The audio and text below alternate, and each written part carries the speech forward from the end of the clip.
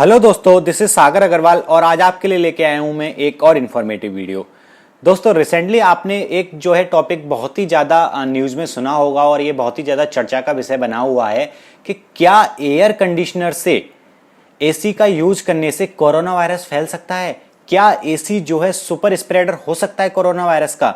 तो देखिए, रिसेंटली ही जो है ISHRAE यानी कि Indian society of heating, refrigerating and air conditioning engineers ने जो है एक गाइडलाइंस इशू की हैं, कुछ गाइडलाइंस इशू की हैं जिसमें ये बताया गया है कि हमें कोरोना वायरस के स्प्रेड को रोकने के लिए जो एयर कंडीशनर होते हैं घर के अंदर, ऑफिस के अंदर, तो उनका जो है यूज जो है हमें किस तरीके से करना चाहिए और किन किन चीज़ों की जो है हमें सावधानी बरतनी चाहिए उनका यूज करते टाइम। तो ये जो गाइडलाइंस है और भी ज़्यादा इंपॉर्टेंट हो जाती हैं अगर आप किसी बड़ी रेजिडेंशियल सोसाइटी में रहते हो या आप अगर किसी ऑफिस में या किसी इंडस्ट्रियल यूनिट में काम करते हो तो वहां जो है ये गाइडलाइंस की इंपॉर्टेंस जो है और ज्यादा बढ़ जाती है। तो आज की वीडियो में हम डिस्कस करेंगे कि ये क्या गाइडलाइंस है और हमें एसी का यूज जो है किस तरीके से करना चाहिए। सो बने रहिए मेरे यानी सागर अग्रवाल के साथ। A lot to know, a lot to discuss. देखिए दोस्तों, सबसे पहले हम डिस्कस कर लेते हैं कि जो ट्रांसमिशन रूट है कोविड-19 का, यानी कि किस जो मेन जो कॉज है कोविड-19 के स्प्रेड का, वो क्या है। देखिए, जो मेन जो कॉज है कोविड-19 के स्प्रेड का, that is our cough droplets. तो जब भी हम खांसते हैं, छींकते हैं या बात करते हैं तो हमारे मुंह से निकलने वाले जो कफ ड्रॉपलेट्स होते हैं वो जो है मेजर सोर्स हैं इस कोरोना वायरस के स्प्रेड के। तो ये जो कफ ड्रॉपलेट्स जो होते हैं जो हमारे मुंह से निकलते हैं during talking, coughing and sneezing, तो ये जो हैं एनवायरमेंट में एटलीस्ट 1 से 2 मीटर की दूरी तक जो है फैल जाते हैं। ठीक है, उसके अलावा ये जो है different surfaces like S table हुआ, चेयर हुआ, कंप्यूटर हुआ, बुक्स हुआ, जो भी आसपास की चीज हैं उन पे जो है कंटेमिनेट हो जाते हैं। तो जब भी एक ऐसा व्यक्ति जो कोविड-19 से इफेक्टेड नहीं है वो उस सरफेस के टच में आता है या उस एनवायरमेंट में आता है, 1-2 मीटर का जो एनवायरमेंट है उसमें आता है, तो उसको जो है कोविड-19 का इन्फेक्शन होने के जो चांसेस हैं वो बहुत ज्यादा बढ़ जाते हैं। तो this is the main reason. तो अब होता क्या है कि अगर आप किसी रेस्टोरेंट में हैं या किसी ऑफिस में हैं तो वहां जो है अगर कोई एसी चल रहा है तो ये जो कफ ड्रॉपलेट्स हैं, अगर वहां अगर मान के चलिए 10 लोग हैं, उनमें से किसी एक को कोरोना वायरस है तो मे भी उसको पता नहीं होगा, तभी वो ऑफिस गया हुआ है क्योंकि उसमें अभी सिम्टम्स डेवलप नहीं हुए होंगे, लेकिन वो जो है कोरोना वायरस जो है स्प्रेड कर सकता है। तो जब भी वो खांसेगा, स्नीज करेगा या कुछ बात करेगा तो उसके मुंह से जो कफ ड्रॉपलेट्स निकलते हैं ना, वो जो है आसपास के एनवायरमेंट में फैल जाते हैं। लेकिन एयर कंडीशनर की वजह से जो है ये जो है जो कि 1 या 2 मीटर तक ही फैलने थे वो और ज्यादा दूरी तक फैल जाते हैं। तो इसी चीज को ध्यान में रखते हुए जो ISHRAE जो है उसने कुछ गाइडलाइंस इशू की हैं कि वेरियस वर्क प्लेसेस, रेसिडेंस और हेल्थ केयर सोसाइटीज को जो है क्या क्या चीजों को ध्यान में रखना चाहिए इस स्प्रेड को रोकने के लिए। तो आज की वीडियो में हम यही डिस्कस करेंगे। देखिए, जो मेजर गाइडलाइंस हैं, अभी क्या है दोस्तों, देखिए गर्मी का सीजन चल रहा है तो जो एसी का यूज है वो बहुत ज्यादा बढ़ गया है। हर कोई जो है अभी जो है एसी में रहना चाहता है। तो everybody is curious about to know whether people should be careful about using air conditioner. Everyone is asking about this question. So एक जो है स्टडी की गई थी चाइना में अभी 100 सिटीज के अंदर, एंड वहां से जो है एक फाइंडिंग की गई थी कि जो एयर कंडीशनर है ना वो जो है ये जो कोरोना वायरस की कफ ड्रॉपलेट्स होती हैं, मतलब ड्रॉपलेट्स होती हैं जिनमें जो कि मेजर सोर्स है कोरोना वायरस के ट्रांसमिशन का, उससे जो है कोरोना वायरस के स्प्रेड जो है बहुत ही प्रॉम्प्ट हो जाता है। यानी कि एयर कंडीशन जो है एक मेजर सोर्स बन जाता है जो कि कोरोना वायरस के स्प्रेड को जो है बहुत तेजी से बढ़ा देता है। ओके, तो इस चीज को ध्यान में रखते हुए गवर्नमेंट ने यहाँ पे कुछ गाइडलाइंस इशू की हैं कि हमें जो अपना एयर कंडीशन है उसका टेम्परेचर, ह्यूमिडिटी रूम की और जो रूम से बाहर निकलने वाली एयर है उसको जो है किस तरीके से हमें मेंटेन करना है। एयर कंडीशन में यूज करते टाइम हमें उसके मेंटेनेंस के लिए क्या क्या चीज़ों को ध्यान में रखना है, इन सब के ऊपर जो है कुछ गाइडलाइंस जो है गवर्नमेंट ने इशू की हैं। तो हम डिस्कस कर लेते हैं कि वो गाइडलाइंस क्या हैं। देखिए, सबसे पहले मैं बता दूं कि SARS-CoV-2 जो है, सार्स यानी कि severe acute respiratory syndrome corona virus 2, ये जो है इस पे जो है टेम्परेचर का बहुत ज़्यादा इफेक्ट होता है। वेरियस स्टडीज में जो है ये चीज़ सामने आई है। देखिए अगर 4 डिग्री तक का टेम्परेचर है तो यहाँ पे देखा गया है कि ये जो कोरोना वायरस है वो 14 डेज तक जो है सर्वाइव कर सकता है। अगर टेम्परेचर को हम बढ़ाते हैं 37 डिग्री की जो टेम्परेचर पे है, जो इसका टाइम पीरियड होता है सर्वाइव करने का, वो लगभग 1 दिन का होता है। एंड अपन टेम्परेचर उससे ज़्यादा बढ़ाते हैं और 57 डिग्री पर जब हम पहुँचते हैं तो ये जो वायरस जो है सिर्फ 30 मिनट तक ही जो है सर्वाइव कर सकता है। ओके, तो यहाँ पे अब बात आती है कि हम जब घर में या ऑफिस में या किसी भी प्लेस पे जब एयर कंडीशन का यूज करते हैं तो एक आइडियल टेम्परेचर और ह्यूमिडिटी जो है क्या होनी चाहिए, जिससे कि इस कोरोना वायरस के स्प्रेड को जो है हम कम से कम कर सकें, इसके स्प्रेड को जो है हम ज्यादा से ज्यादा रोक सकें। तो देखिए स्टडी में पाया गया है कि जो एक आइडियल टेम्परेचर होना चाहिए एयर कंडीशन का, वो जो है 24 से 30 डिग्री सेंटीग्रेड के बीच में होना चाहिए। इससे कम जो है टेम्परेचर नहीं होना चाहिए। ऑब्वियसली आप ज़्यादा तो करेंगे नहीं तो फिर एसी चलाने का फायदा ही क्या है। तो 24 डिग्री सेंटीग्रेड से अगर टेम्परेचर कम होता है तो कोरोना वायरस के स्प्रेड होने के चांसेस जो हैं बहुत ही ज़्यादा हो जाते हैं। दूसरा, जो रिलेटिव ह्यूमिडिटी है उसको जो है मेंटेन करना चाहिए हमें 40% से लेके 70% के बीच में। ये जो है एक आइडियल ह्यूमिडिटी होती है which is good for human body. And इसमें जो है जो डिजीज होती हैं, रोग होते हैं, वो उनसे रिलेटेड जो वायरस होते हैं वो कम से कम जो है स्प्रेड होते हैं। ओके, तो कुल मिला के में 2 चीज़ों का ध्यान रखना है कि जो टेम्परेचर है एसी का वो 24 से 30 डिग्री सेंटीग्रेड यानी 24 से ज़्यादा ही रखना है। एंड जो ह्यूमिडिटी है वो 40% से लेके 70% के बीच में रखनी है। अब देखिए अगर आप किसी ऐसे एरिया में रहते हैं जहाँ की जो है क्लाइमेट ड्राई है, जैसे कि राजस्थान हो गया या गुजरात के कुछ कच्छ भुज साइड के पार्ट हो गए, वहाँ पे क्या क्लाइमेट बहुत ड्राई रहता है, तो जो ह्यूमिडिटी जो है 40 डिग्री से 40% से ज़्यादा मेंटेन करना वो डिफिकल्ट होता है। तो उस केस में जो है गवर्नमेंट ने बोला है कि आप एक काम कर सकते हैं कि अपने रूम के अंदर या ऑफिस के अंदर जो है 1 बाल्टी पानी भर के रख सकते हैं, या वेरियस इलेक्ट्रॉनिक डिवाइसेस भी आती हैं जिनसे क्या कि धीरे धीरे पानी इवेपोरेट होता रहता है और जो ह्यूमिडिटी है वो 40% से नीचे नहीं गिर पाती। तो you can do this also. ठीक है, अब हम बात करते हैं कि अदर ऑपरेटिंग गाइडलाइंस क्या हैं। एसी की जो मेंटेनेंस से रिलेटेड, कुछ उसके ऑपरेशन से रिलेटेड जो अदर बहुत सारी गाइडलाइंस हैं जो कि कॉमर्शियल केसेस में, कॉमर्शियल ऑफिस या इंडस्ट्री में आप काम करते हो तो बहुत ज़्यादा इंपॉर्टेंट हो जाती हैं।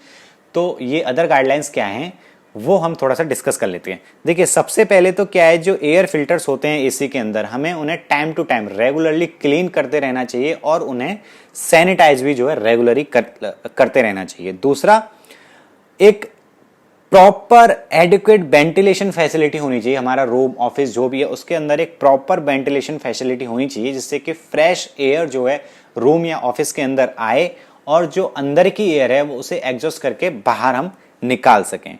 ठीक है, उसका जो एसी का जो इंडोर यूनिट्स है उसका टाइम टू टाइम प्रॉपरली उसका इंस्पेक्शन करते रहना चाहिए और उसको जो है हमें रेगुलरली क्लीन करते रहना चाहिए। जो टेम्परेचर है जैसा कि हम पहले डिस्कस कर ही चुके हैं कि वो 24 डिग्री से अबव रहना चाहिए एंड ह्यूमिडिटी जो है वो 40% से अबव हमें रखनी है।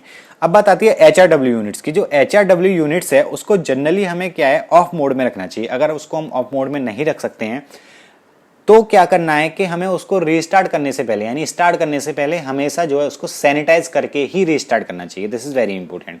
ओके, दूसरा स्पेशली मैं कहना चाहूँगा कि ऑफिसेस के लिए ये जो है बहुत ज़्यादा इंपॉर्टेंट हो जाता है जहाँ पे बहुत सारे लोग एक साथ काम करते हैं कि एसी को जब भी आप स्टार्ट करें, ठीक है, तो उसको सबसे पहले 1-2 घंटे के लिए जो है उसको नॉर्मल फैन मोड में स्टार्ट करें। आप मैं तो कहूँगा कि आप अगर ऐसा कर सकते हैं तो ऑफिस में एंटर होने से पहले ही एसी को जो है स्टार्ट कर दें 1-2 घंटे पहले नॉर्मल फैन मोड में, ताकि जो अंदर का एयर है एंड एसी के अंदर जो डिफरेंट उसके उसके फिल्टर्स के अंदर या जो बाहर से एयर एसी के अंदर आ रही है उसमें अगर कुछ पार्टिकल्स हैं जो कि कोरोना वायरस के हो सकते हैं तो वो जो हैं एयर के साथ जो है 2 घंटे के अंदर जो है बाहर निकल जाएं। तो दिस इज ये आपको जो है फॉलो करना चाहिए कि जब भी आप एसी वाले कमरे में या किसी ऑफिस में एंटर कर रहे हैं 2 घंटे पहले स्टार्ट करके छोड़ दें।